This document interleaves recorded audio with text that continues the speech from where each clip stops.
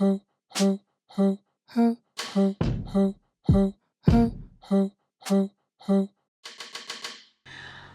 are going to have a discussion first on emotional freedom techniques from toxic people and narcissists. I'm going to offer you 8 powerful intentions to include in your next O yoga practice. Why do toxic people trigger us so easily? Why can a throwaway comment make us feel mountains of guilt and shame? Why do we submit to toxic relationships and narcissists, and how can a practice of orgasmic flow give us emotional freedom? Our sexuality is already laden with tabeoness, shame, and shrouded in secrecy, so it's an easy topic for a toxic person to use as leverage and manipulation. How can one person completely change the course of our day or even our life with comments that ignite guilt, obligation, and shame? And more importantly, how can one gain emotional freedom from toxic people? How can you build resistance to anyone taking advantage of you? The answer is in building sensual somatic awareness through orgasmic flow.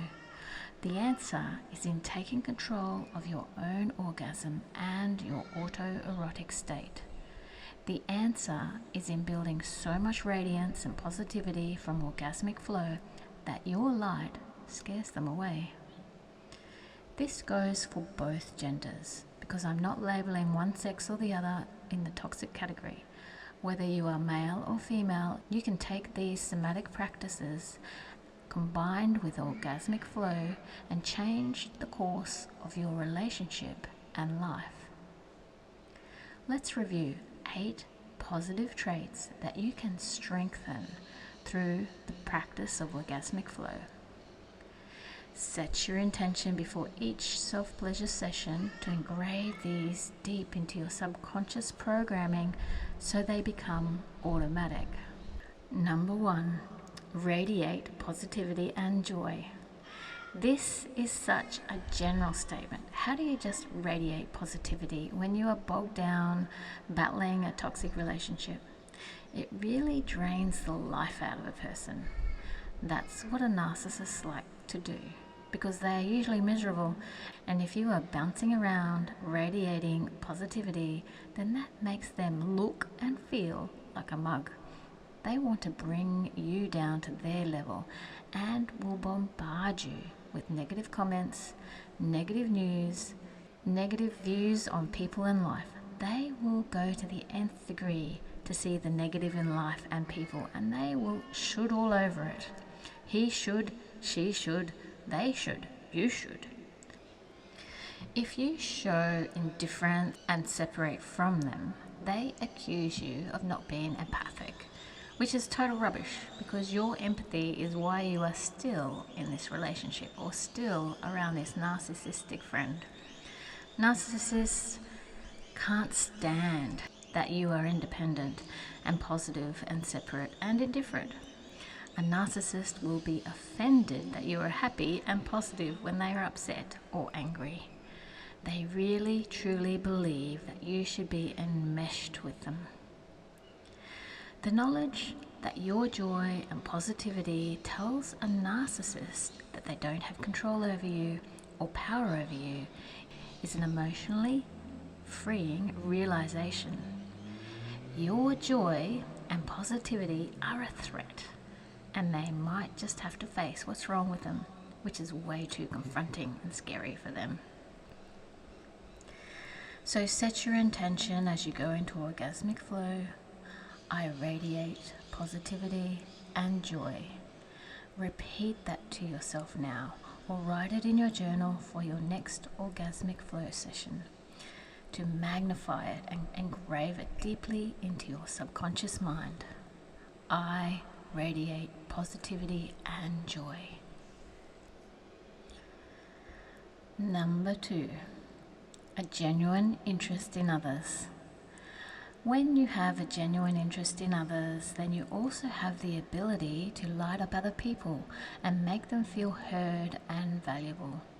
This positive attitude is highly attractive. Interestingly enough though, a narcissist will see your interest in them as prying and intrusive. They perceive your interest in them as a threat, a form of manipulation. They want all the dirt on you, and they will stay closed enough so that you don't have any dirt on them. They don't want their mask to be removed, and they don't want to be revealed for who they really are. They don't want you to really know them. They want your worship and your admiration for the persona they have created for you and the world. The narcissist doesn't want you to break through their facade and see a vulnerable person who has issues, so conversations with them will be kept at surface level by them. A toxic person will be in the habit of seeing the negative in others and is very good at pointing that out to you so that you can see it too. A genuine interest in others allows you to establish strong connections quickly and have engaging and deep conversations. This is very threatening for the toxic person because they need to be your all. They don't want you to have deep connections with anyone else. It's very difficult for a narcissist to have deep, engaging, authentic connections because the way they see and judge people revolves around what others can do for them. The narcissist is often the one trying to engage people with bravado and look-at-me conversations. This does not light up a room or engage people. So set your intention as you go into orgasmic flow. I have a genuine interest in others. Repeat that to yourself now or write it in your journal for your next orgasmic flow session to magnify it and engrave it deeply into your subconscious mind. I have a genuine interest in others. I make others feel valuable and heard.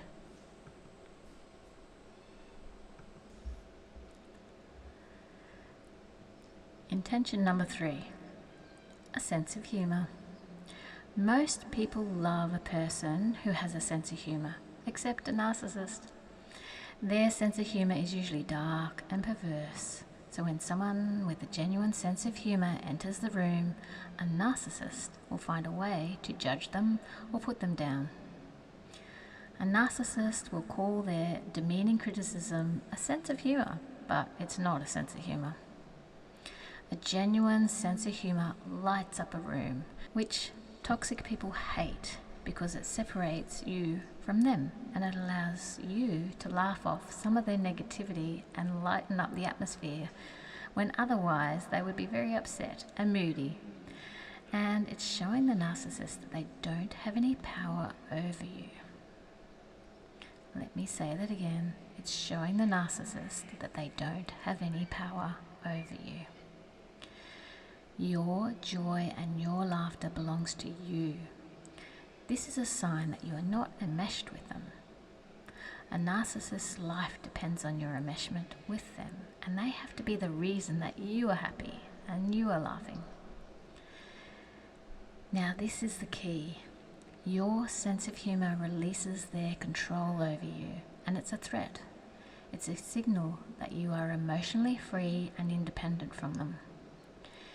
If you have my wild heart intention cards, you may remember the intention, I am the fun.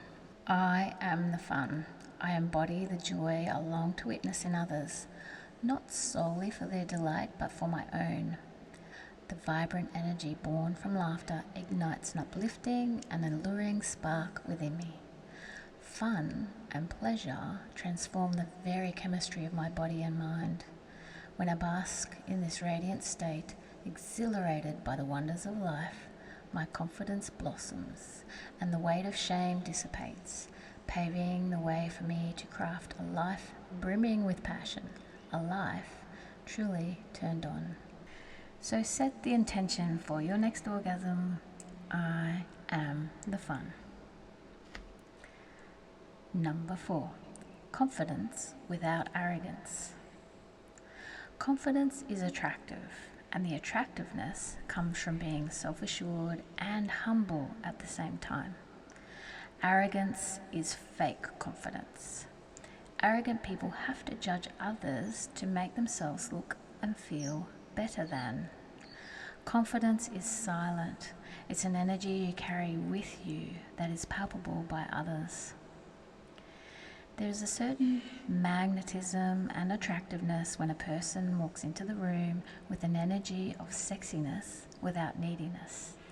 Here is a story from my book, The Currency of Sexual Energy, that demonstrates this concept. 3 men are at a party. One has just had sex before arriving. He's cool, calm, and confident. There's no need to attract a mate, to feel affirmed as a male. The act of ejaculation has been an outlet for pent-up sexual energy. His enthusiasm is a little low, and the people at the party seem quite boring to him. He'll probably leave early. The second man is horny and looking for sex. He comes across as overbearing and too forward. The women can smell his male hormones from across the room. His advances get rejected, and he leaves the party feeling deflated and unloved. His need for attention has disempowered him. He was using a form of force, arrogance, forcing himself on others, which of course pushed them away. The third man has been practicing sex without ejaculating. His sexual energy is at an even higher level than the man who was horny. But there is something different about this man. He has a calmness about him that is attractive and intriguing. He is walking around the party feeling sexy and in a heightened state. People can almost feel his sexiness. This man is not focused on releasing his energy, quite the opposite. He is getting a natural high from his sexual energy and loving every minute. He is in a state of gratitude, happy that he can feel so turned on by life and the people around him. He feels no need for attention. His ego is satisfied. He feels so good within that he doesn't need other people's affirmations. He is empowered by his sexual energy. This man is experiencing the power of sexual transmutation. Sexual energy flows through to personal magnetism, which is a component that determines success. If you are feeling sexy, this directly affects how you interact with people, and not just those of the opposite sex. High sex energy will be evident in your handshake and your touch. So in summary, people who light up the room have a quiet confidence, an invisible aura that comes from self-assuredness, not narcissistic self-importance. They are humble and don't look down on others. A narcissistic partner will hate your confidence and hate that you can be in a room full of people and just do you and be okay. They hate that you can be confident without putting other people down or gossiping, because narcissists don't have confidence. They may have plenty of arrogance, but lack the power of confidence. I have quite a few intentions that build this silent and powerful confidence. So set your intention for your next orgasm with I am ready to shine in sensual brilliance. Or I enjoy my own loveliness. Or I embrace the effortlessness of the goddess or the Adonis. Or I live my legend. The next one is adaptability. Adaptability is the inner knowledge that you are going to be okay in social situations of all kinds. It goes along with the silent confidence that you have from brimming with your orgasmic flow energy. You are a self-contained bubble of life energy, not needing anyone to even acknowledge you or hold your hand or make you feel included. Orgasmic flow fills you with the life energy of adaptability and the knowledge that you can start over. You know that you'll be okay, even if you have to find a new job. You know you'll be okay if you have to move towns or find a new relationship. Narcissists hate your adaptability. Narcissists hate your ability to adapt because it takes power away from controlling the relationship. It sends a message that you don't really need them. Then they will use things like love bombing and financial arrogance to win you over, to keep you attached, because they know you can survive without them, and they need to make the relationship as enticing as possible. They hope the power of finances will control your decision to hang around. Narcissists use comments that they hope will undermine your adaptability and plant seeds of doubt in you. They need control, and your ability to adapt means that they don't have complete control.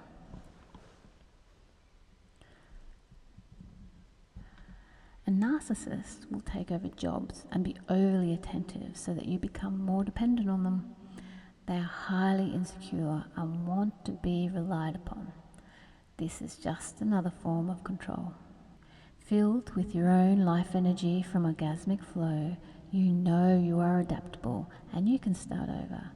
You can move towns, you can find a new relationship, and you can find a new job because you are adaptable. So sense your intention and engrave it deep. I am adaptable. I can start over.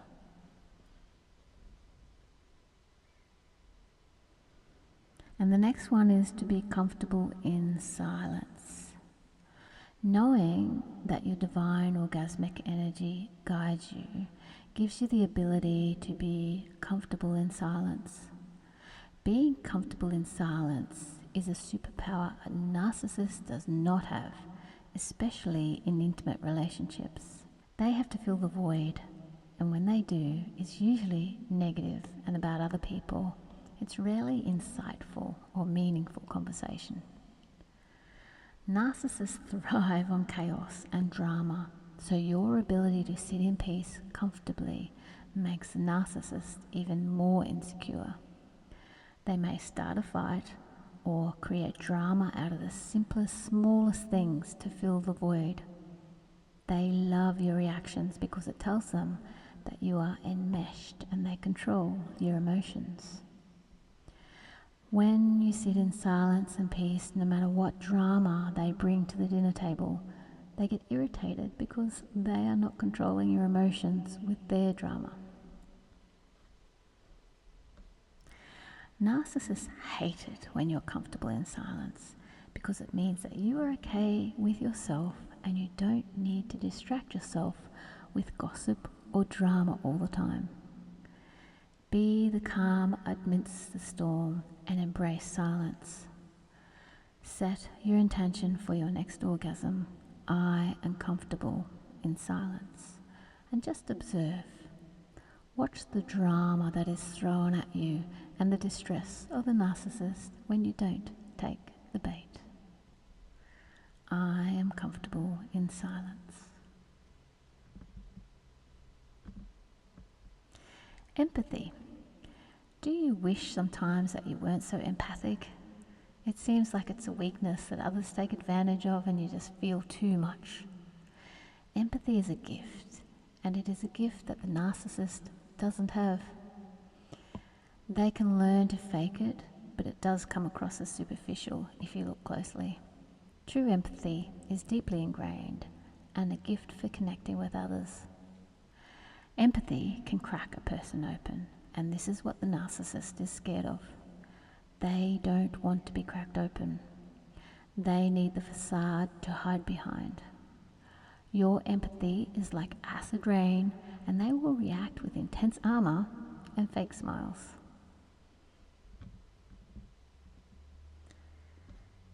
And please don't expect any empathy back from them other than superficial statements like, I'm sorry that has happened to you. Your genuine interest in others is paired with empathy, and it allows you to see through a narcissist's facade. They don't want this. They don't want their vulnerability to be exposed. Their narcissism is their protection against being so vulnerable. So, by uncovering the hurt, broken person underneath will stir up anger and defensiveness. They are highly skilled in using your empathy in their favor. If you have been with them for a while, they will know exactly what comments to use to ignite your guilt for not being the right kind of empath towards them. They want sympathy, not empathy. They want you to drop everything when they kick their toe or hurt their back, but when it comes to deep emotional empathy, stay away. They will use your empathy to gain sympathy when they feel overworked or hard done by, and will dress it up with the words, "I need to know you've got my back." They want you on their side, but not your true empathy for who they really are. They want us against the world that has wronged me. They will even put their dukes up to protect you from a situation that has wronged you. They love that. They want to be the hero, another way of controlling you and keeping you weakened and vulnerable to their manipulations. They will even create fake dramas to protect you from. They need you to need them.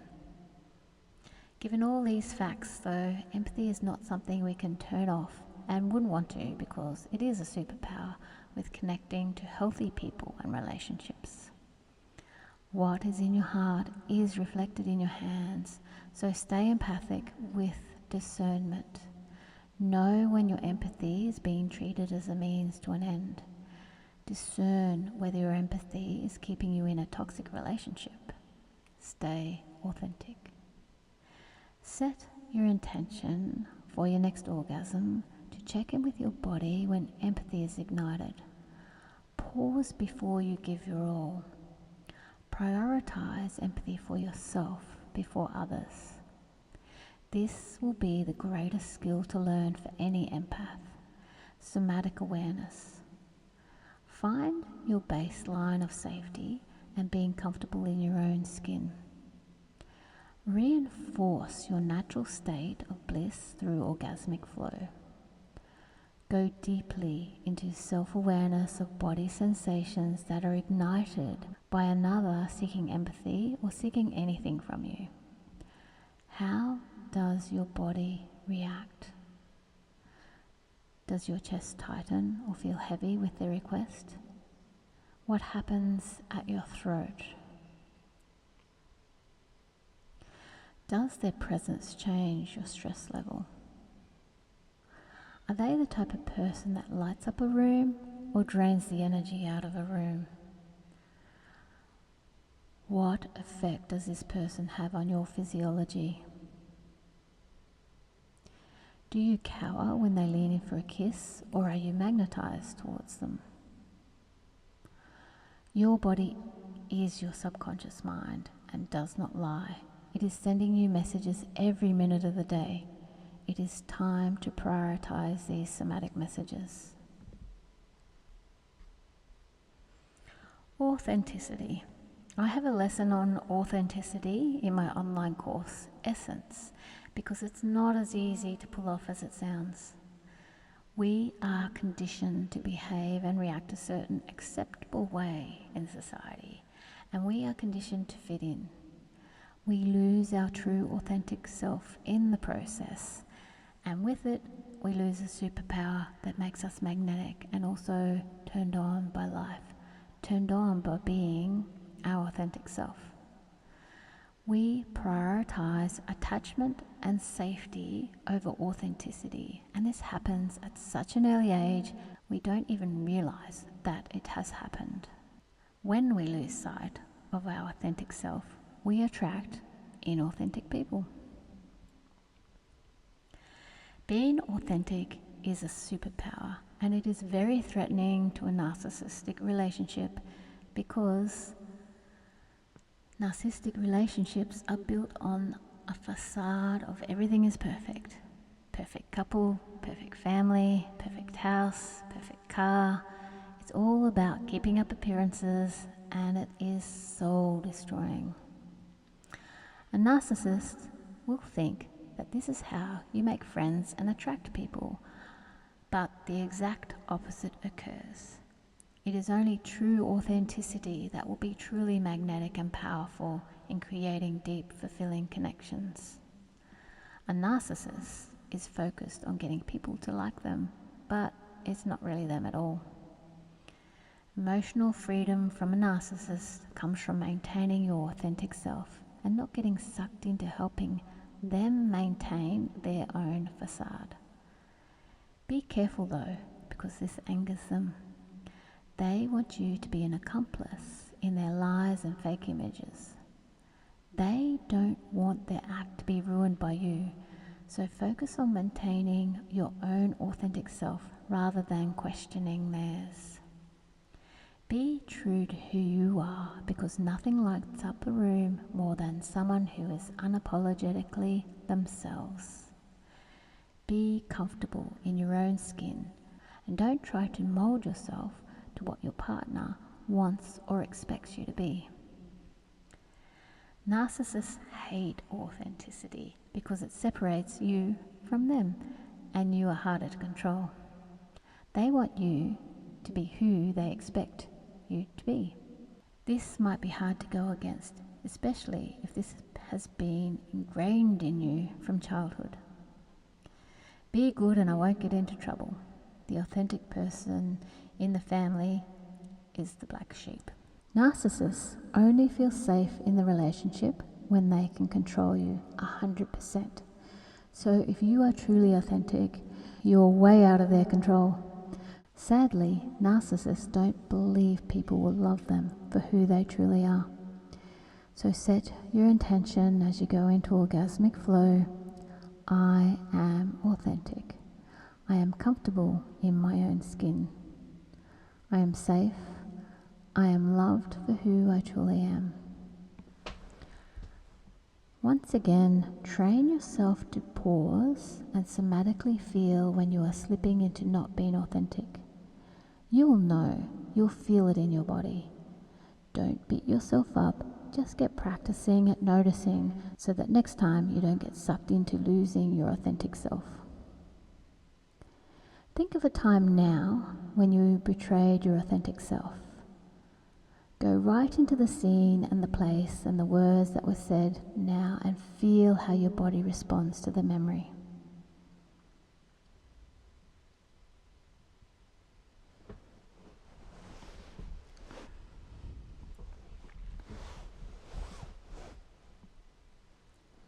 The body keeps score, so a memory of a betrayal of your authenticity will produce the same response as if you're betraying yourself in the moment. Notice what comes up for you so that you can catch it next time. Time for some free play now, and when you feel full and luscious and juicy and turned on, remember to journal to capture any transmissions that flow through you in orgasmic flow. Get out your lube, find your comfortable space, lock the door, make sure you have complete privacy and are not disturbed. Begin by comfort touching and repeat to yourself, I am safe. I am loved. I am authentic. Look around your room and focus on something that makes you feel safe, that reminds you love where you are, that brings a positive energy into your room, into your space. And then begin circling with your middle 3 fingers over your clitoris. If you have a penis, slowly stroking.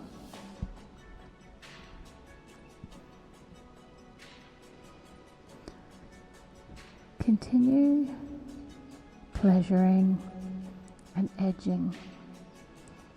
Bring yourself to 70% without tipping over the edge. This is the trick. This is the secret to orgasmic flow. You want to build that beautiful, luscious, sensual, sexual energy within you without intensifying it too much that you'll tip over the edge. slowly bringing yourself to 70% and then backing off. Repeating this for the next few minutes, and at the peak of each flow state, repeat your intention.